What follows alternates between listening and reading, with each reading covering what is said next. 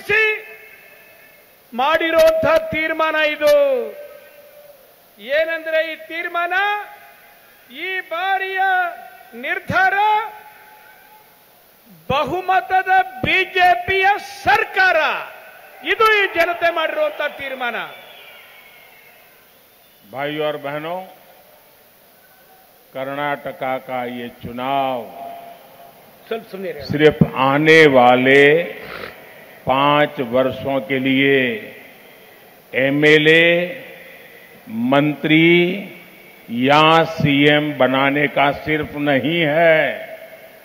ये चुनाव आने वाले 25 सालों में विकसित भारत के रोड मैप की नींव को सशक्त करने का है.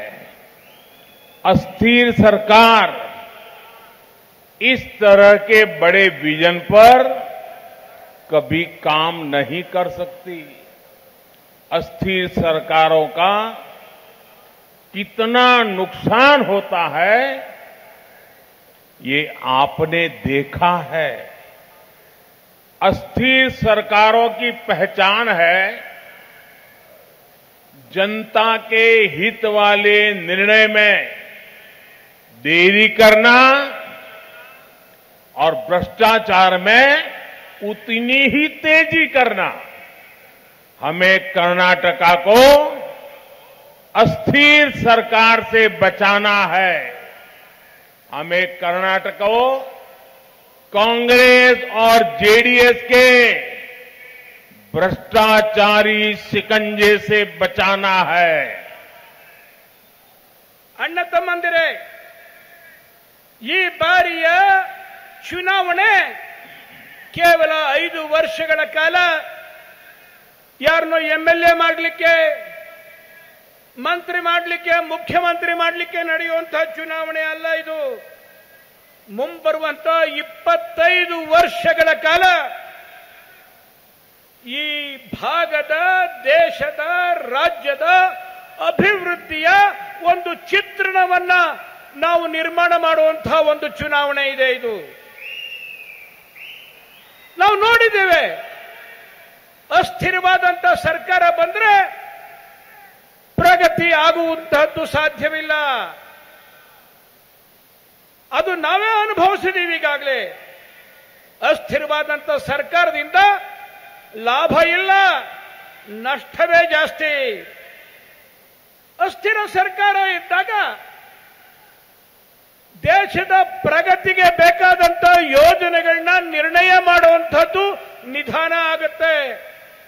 ಆದರೆ ಭ್ರಷ್ಟಾಚಾರ ಮಾತ್ರ ಬಹಳ ಬೇಗ, ಬಹಳ ವೇಗವಾಗಿ ನಡೆಯುವಂಥದ್ದನ್ನ ನಾವು ನೋಡಿದ್ದೀವಿ. ನಾವು ಈ ಬಾರಿ ಅಸ್ಥಿರ ಸರ್ಕಾರಕ್ಕೆ ನಾವು ಅವಕಾಶ ಕೊಡಬಾರದು.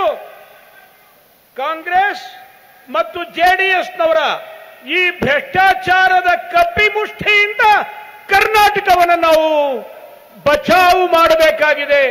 ಅದು ಈ ಬಾರಿಯ ಚುನಾವಣೆಯ ನಮ್ಮ ಗುರಿ. आपने देखा है, आपने केंद्र में अनेकों दशकों बाद एक स्थिर और मजबूत सरकार बनाई तो क्या परिणाम आया? केंद्र की बीजेपी सरकार ने ऐसे ऐसे बड़े काम किए जो कई दशकों से पेंडिंग थे. 2014 से पहले के करप्शन काल में, कांग्रेस सरकार के कालखंड में दुनिया भारत से सारी उम्मीदें छोड़ चुकी थी. बीजेपी को दिए आपके एक वोट ने सारी स्थिति बदल दी. आज भारत की प्रतिष्ठा बुलंदी पर है, अर्थव्यवस्था की गति तेज है और दुनिया भारत को ब्राइट स्पॉट बता रही है. भारत ने जिस मजबूती से कोरोना का मुकाबला किया है, उसकी चर्चा पूरी दुनिया में है. भारत ने दुनिया का सबसे बड़ा वैक्सीनेशन अभियान चलाकर अपना सामर्थ्य दिखा दिया है और हिंदुस्तान के करोड़ों लोगों को मुफ्त वैक्सीन दिया है। ನೀವೀಗಾಗಲೇ ನೋಡಿದಿರಿ, ಕೇಂದ್ರದಲ್ಲಿ ಒಂದು ಸ್ಥಿರ ಸರ್ಕಾರ ಬಂದ್ರೆ, ಆಡಳಿತ ನಡೆಸಿದ್ರೆ ಅದರ ಲಾಭ ಏನು ಅನ್ನುವಂಥದ್ದು ನಾವು ಕಂಡಿದ್ದೇವೆ. ಅನೇಕ ದಶಕಗಳ ನಂತರದಲ್ಲಿ ಕೇಂದ್ರದಲ್ಲಿ ಭಾರತೀಯ ಜನತಾ ಪಾರ್ಟಿಯ ಸಂಪೂರ್ಣ ಬಹುಮತದ ಸರ್ಕಾರವನ್ನ ನೀವು ನೋಡಿದ್ರಿ. ನೀವು 2014ಕ್ಕಿಂತ ಮುಂಚೆ ಕಾಂಗ್ರೆಸ್ ಸರ್ಕಾರದ ಕಾಲಖಂಡದಲ್ಲಿ ಏನೆಲ್ಲ ಭ್ರಷ್ಟಾಚಾರ ನಡೀತು, ಇದನ್ನ ನೋಡಿದಂತ ಪ್ರಪಂಚದ ಜನ ಭಾರತದ ಬಗ್ಗೆ ಎಲ್ಲ ಆಶೆಗಳನ್ನು ಬಿಟ್ಟು ಬಿಟ್ಟಿದ್ರು, ಯಾವುದೇ ಆಶೆ ಇಟ್ಕೊಂಡಿರಲಿಲ್ಲ. ಆದರೆ ನಿಮ್ಮ ಆ ಒಂದು ಓಟು 2014ರಲ್ಲಿ ಕೊಟ್ಟಂತ ಆ ಓಟು ಚಿತ್ರಣವನ್ನ, ಪರಿಸ್ಥಿತಿಯನ್ನ ಬದಲಾವಣೆ ಮಾಡಿಬಿಟ್ಟಿದೆ. ಇವತ್ತು ಪ್ರಪಂಚದಲ್ಲಿ ಭಾರತಕ್ಕೆ ತನ್ನದೇ ಆದಂತ ಪ್ರತಿಷ್ಠೆ, ಗೌರವ ಬೆಳೆದು ನಿಂತಿದೆ. ಇವತ್ತು ನಮ್ಮ ಅರ್ಥವ್ಯವಸ್ಥೆಯಲ್ಲಿ, ಆರ್ಥಿಕತೆಯಲ್ಲಿ ಬಹಳ ದೊಡ್ಡದಾದಂಥ ವೇಗ ನಿರ್ಮಾಣ ಆಗಿದೆ.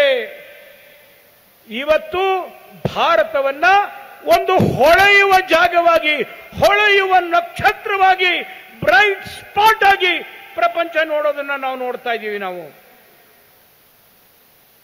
ಮಜಬೂತಿಯಾದಂತಹದ್ದು, ಒಳ್ಳೆಯ ಸರ್ಕಾರ ಇದ್ದಾಗ ಹೇಗಿರುತ್ತೆ ಅನ್ನೋದಕ್ಕೆ ಕರೋನಾ ಕಾಲದಲ್ಲಿ ನಾವು ನಡ್ಕೊಂಡಂತ ರೀತಿ ಇಡೀ ಪ್ರಪಂಚಕ್ಕೆ ಒಂದು ಮಾರ್ಗದರ್ಶಕವಾಗಿದೆ. ಇವತ್ತು ಇಡೀ ಪ್ರಪಂಚದಲ್ಲಿ ಅದರ ಬಗ್ಗೆ ಚರ್ಚೆ ನಡೀತಾ ಇದೆ. ಅಷ್ಟೇ ಅಲ್ಲ,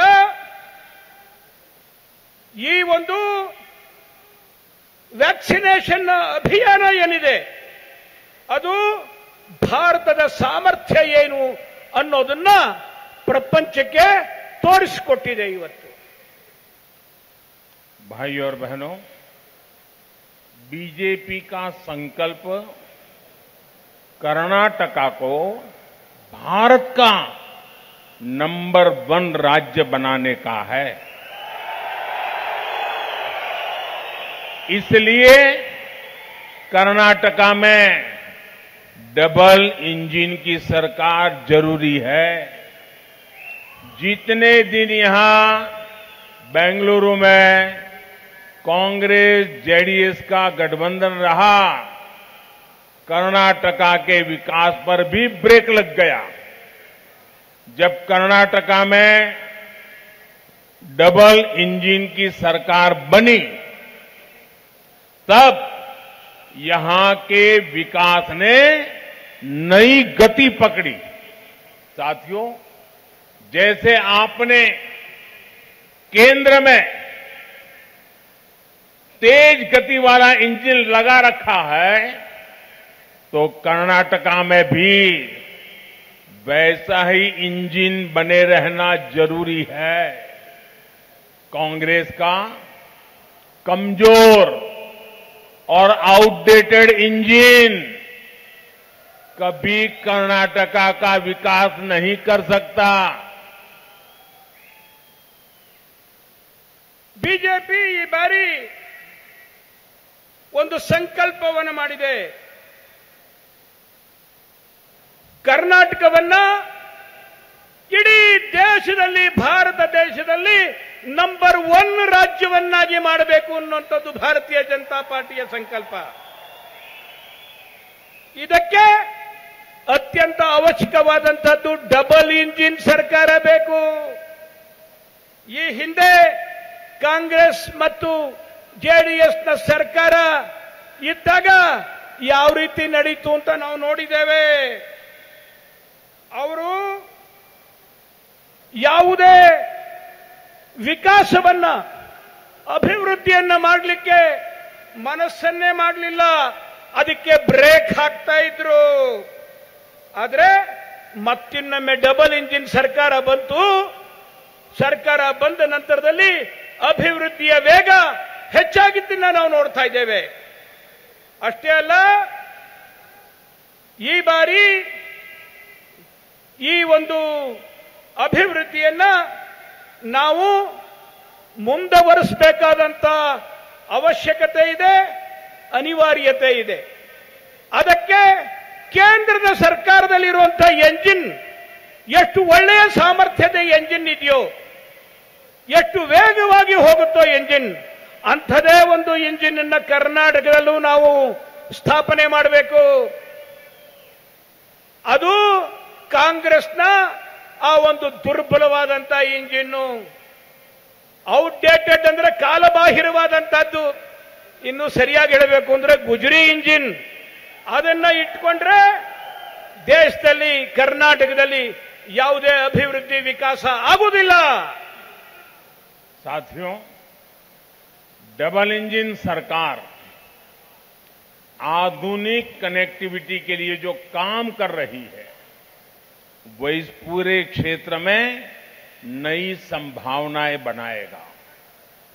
बंगलुरु चेन्नई एक्सप्रेसवे जो यहां के किसानों और इंडस्ट्री दोनों के लिए नए अवसर बनाएगा, उस पर तेजी से काम चल रहा है. मल्टीनेशनल कंपनियां कोलार जैसे जिलों में भी आए, यहां इंडस्ट्री का विस्तार हो, ये भी हमारा प्रयास है. अच्छी कनेक्टिविटी से कितना लाभ होता है, इसका एक उदाहरण फेमस मुलबागल डोसा भी है.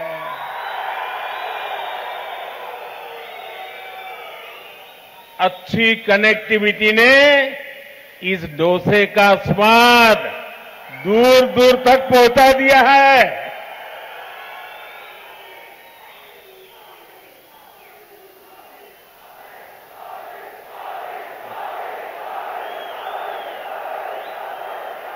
ವಿಕಾಸದ ಹಾದಿಗೆ ಅತ್ಯಂತ ಪೂರಕವಾದಂತ ಸಂಗತಿ ಯಾವುದು ಅಂತಂದ್ರೆ ಜೋಡಣೆ, ಸಂಪರ್ಕ. ಆ ಸಂಪರ್ಕ ಈ ಬಾರಿ ನಾವು ವಿಶೇಷವಾದಂತ ಮಹತ್ವವನ್ನು ನೀಡಿದ್ದೇವೆ. ನೀವೇ ಎಲ್ಲ ನೋಡ್ತಾ ಇದ್ದೀರಿ, ಗಮನಿಸಿದ್ದೀರಿ. ಬೆಂಗಳೂರು ಮತ್ತು ಚೆನ್ನೈ ಎಕ್ಸ್ಪ್ರೆಸ್ ಹೈವೇ ಬರ್ತಾ ಇದೆ, ಎಷ್ಟು ಬೇಗ ರಸ್ತೆ ನಿರ್ಮಾಣ ಆಗ್ತಾ ಇದೆ ಅನ್ನೋದನ್ನು ನೀವೆಲ್ಲ ನೋಡ್ತಾ ಇದ್ದೀರಿ. ಈ ರೀತಿಯಾದಂಥ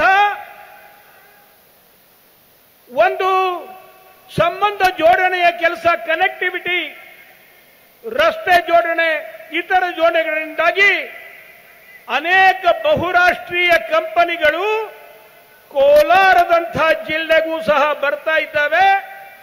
ಅವು ಇಲ್ಲಿ ತಮ್ಮ ಅಭಿವೃದ್ಧಿಯನ್ನ ಅವರು ಸಹ ಇಲ್ಲಿ ಕೋಲಾರ ಜಿಲ್ಲೆಗೆ ಮಾಡ್ತಾ ಇದ್ದಾರೆ. ಅಷ್ಟೇ ಅಲ್ಲ, ಎಷ್ಟು ಮಟ್ಟಿಗೆ ಇದರ ಲಾಭ ಆಗುತ್ತೆ ಅಂತಂದ್ರೆ, ಮುಳುಬಾಗಲ ದೋಸೆ ಇವತ್ತು ಎಲ್ಲ ಕಡೆ ಸಿಗ್ತಾ ಇದೆ. ಜನ ಮುಳುಬಾಗಲ ದೋಸೆಯನ್ನ ಅದನ್ನ ಇಚ್ಛೆ ಪಟ್ಟು ತಿಂತಾ ಇರೋದನ್ನ ನಾವು ನೋಡ್ತಾ ಇದ್ದೇವೆ. ಅದು ಫೇಮಸ್ ಆಗ್ತಾ ಇದೆ ಇವತ್ತು. साथियों, आजकल कांग्रेस ने फिर अपनी झूठी गारंटी का बंडल निकाल लिया है. कांग्रेस का ट्रैक रिकॉर्ड है कि वो कभी अपनी कोई गारंटी पूरी नहीं करती.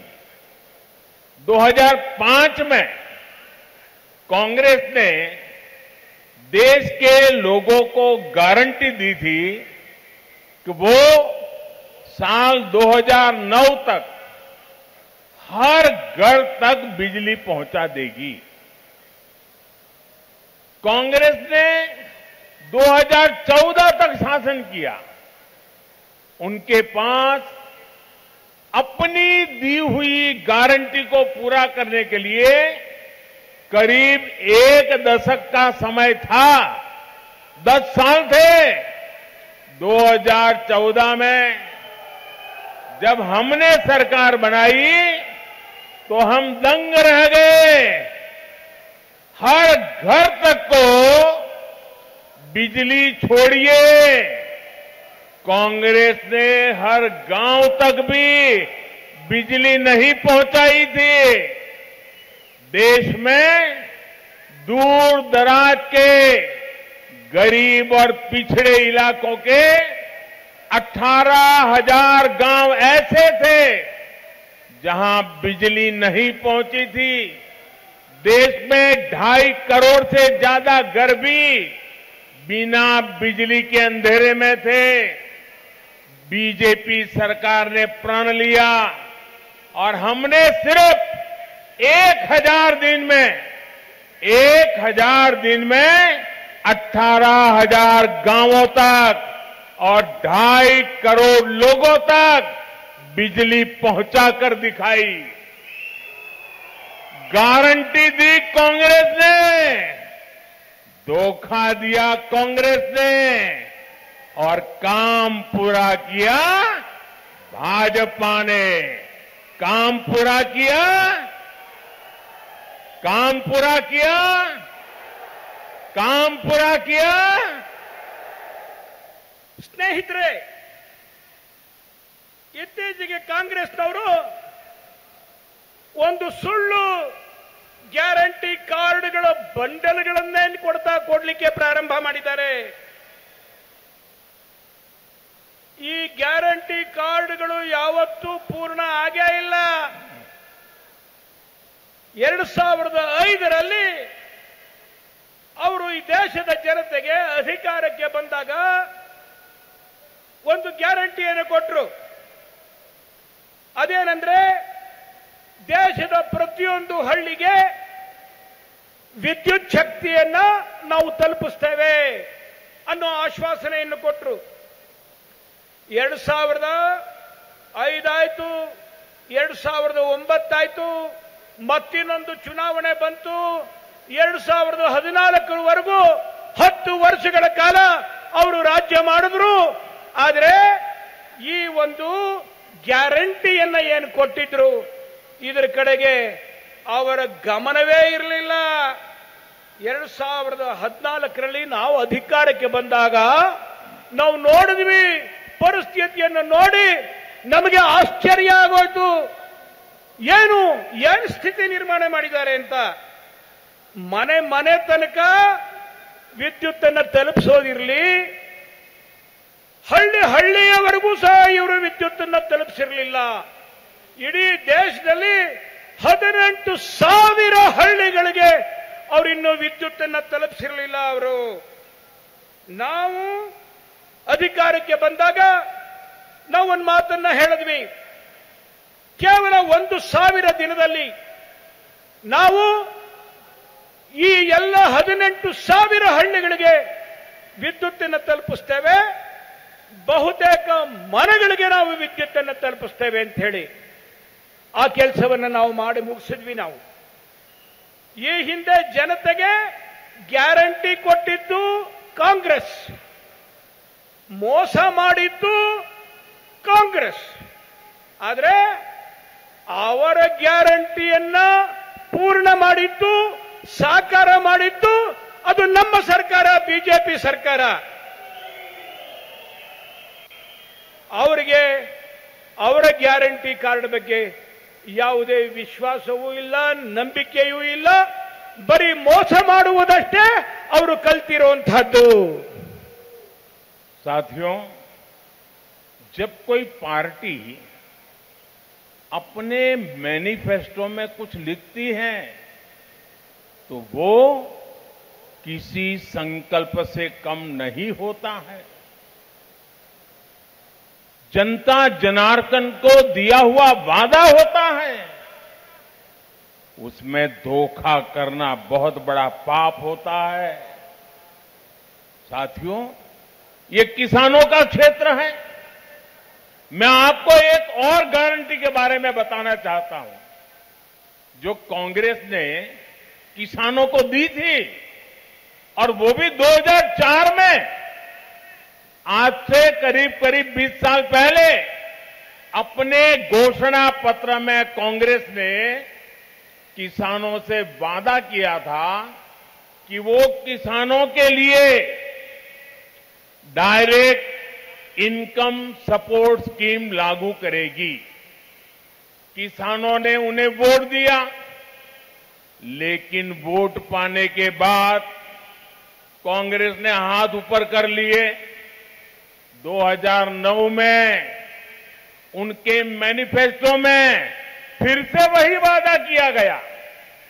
उन्हें ये वादा पूरा करने के लिए 5 और 5 10 साल मिल गए। 2014 का चुनाव आ गया, लेकिन उन्होंने अपनी गारंटी को ठंडे बत्ते में डाल दिया। उन्होंने अपना वादा पूरा नहीं किया। ये बीजेपी की सरकार है जिसने पीएम किसान सम्मान निधि जैसी योजना लागू की। हमारी सरकार अब तक किसानों के बैंक खातों में 2.5 लाख करोड़ रुपया, याद रहेगा दोस्तों, 2.5 लाख करोड़ रुपया। कितना? जरा जोर से बोलिए, कितना? 2.5 लाख करोड़ रुपए सीधे किसानों के खाते में ट्रांसफर कर चुकी है। गारंटी दी कांग्रेस ने, धोखा दिया कांग्रेस ने, लेकिन काम पूरा किया? काम पूरा किया? काम पूरा किया? काम पूरा किया बीजेपी ने। ಸ್ನೇಹಿತರೆ, ಇದೇ ರೀತಿ ಇವರ ಇನ್ನೊಂದು ಆಶ್ವಾಸನೆಯ ಬಗ್ಗೆ ತಮ್ಮ ಗಮನವನ್ನು ಸೆಳೆಯಲಿಕ್ಕೆ ಇಷ್ಟಪಡ್ತೀನಿ ನಾನು. ಒಂದು ಘೋಷಣಾ ಪತ್ರ ಅಂದ್ರೆ ಅದು ಜನತೆಗೆ ನೀಡಿದಂತ ಭರವಸೆ.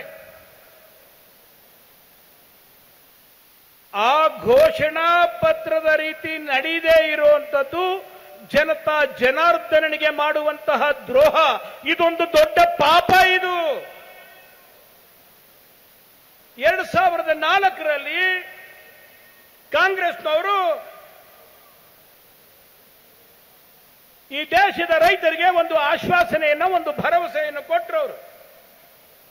ಅವರು ಹೇಳಿದ್ರು, ಈ ದೇಶದ ರೈತರಿಗೆ ನೇರ ವರಮಾನ ಸಹಾಯತಾ ಯೋಜನೆ, ಡೈರೆಕ್ಟ್ ಇನ್ಕಮ್ ಸಪೋರ್ಟ್ ಸ್ಕೀಮ್, ಇದನ್ನು ನಾವು ಲಾಗು ಮಾಡ್ತೇವೆ ಅಂತನ್ನೋ ಮಾತನ್ನ ಹೇಳಿದ್ರು.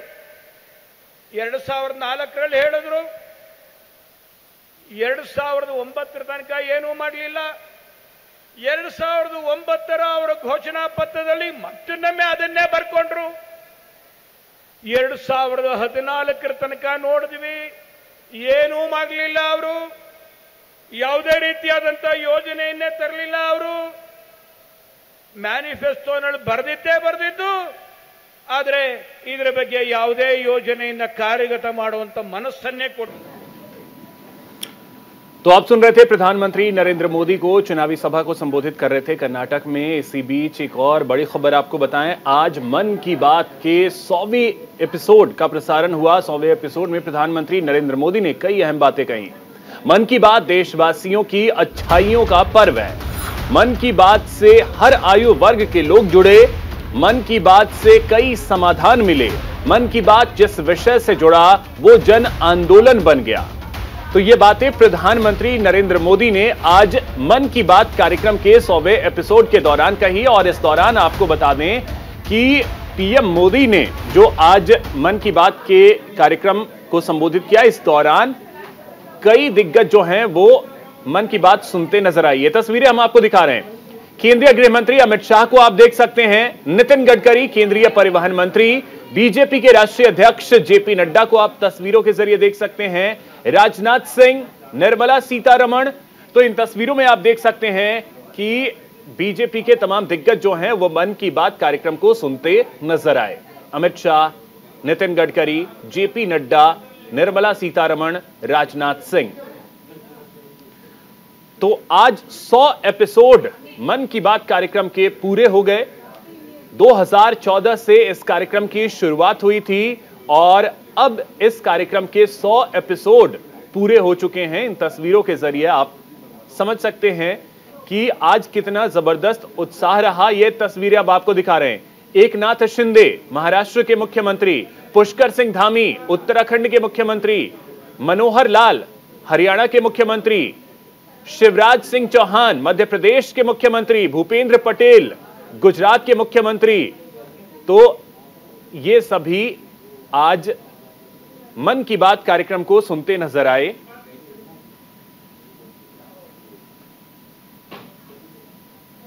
तो इन तस्वीरों को आप देख सकते हैं, प्रधानमंत्री के मन की बात कार्यक्रम को सुनते ही ये सभी नजर आए। तो इसी के साथ इस बुलेटिन में इतना ही। नमस्कार।